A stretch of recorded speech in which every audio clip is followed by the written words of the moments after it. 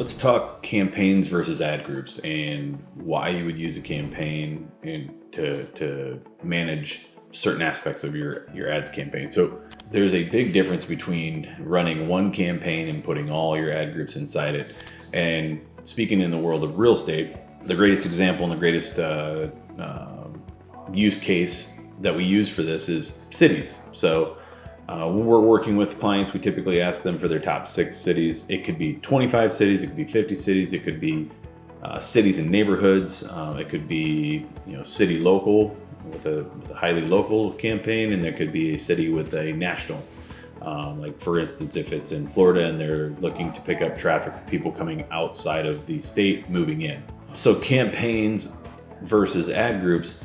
The biggest difference or the biggest reasoning for doing that is campaigns, you have the ability to control several things that you cannot control in ad groups. The most important being budgets. You've got X amount of money to spend. Now you can do a shared budget inside Google and say, hey, I'm going to spend $2,000 a month, which would be about $66 a day is what you're telling Google. Go out and spend $66 a day. And they would do what's called a shared budget. And that would be pushed out to all of your campaigns. Now, one thing that we know with running Google Ads campaigns is that Google runs their campaigns, runs their auctions like water flowing. Least past resistance, if there's a keyword that they can push as much money as possible to in some obscured campaign or campaign that doesn't have as much importance for your setup, they're going to do that. And that could be 80% of your budget could be going to one campaign into one keyword, and that could run until you check it again. So controlling that and saying, okay, I have $2,000 a month to spend. Maybe I want to allocate for sure $500 to this specific campaign. You could set that budget accordingly, pull that away from everything else, and that gives you that ability to run those campaigns with those budgets set. The next big thing is geography. So you cannot control geography inside the ad groups. It's all one subset. So when you're doing that, you're running geography, you're going to be wanting to run a specific spot. So again, we were talking about hyperlocal. If somebody's running a campaign and wants to do hyperlocal, where somebody's doing a search for realtor near me, homes for sale near me, condos near me, latest listings near me, that has to be a very condensed geographic subset.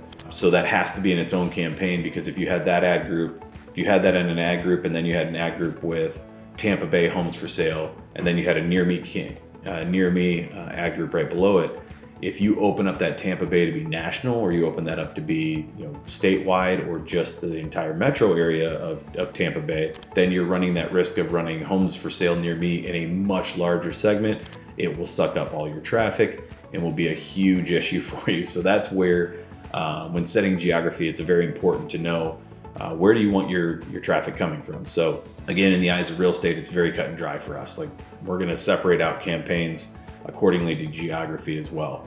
So you got geography and budget. The last one that we really look at that's hyper important is times, scheduling. There might be traffic that you want to come in at certain times of the day. Maybe you want to only run from 8 in the morning until 10 at night, or you want to run 24/7. Those schedules are set at the campaign level. So you can only do that at the campaign level. That's kind of a hard, fast rule. You can't just go out and set schedules anywhere you want in ad groups. It just doesn't work.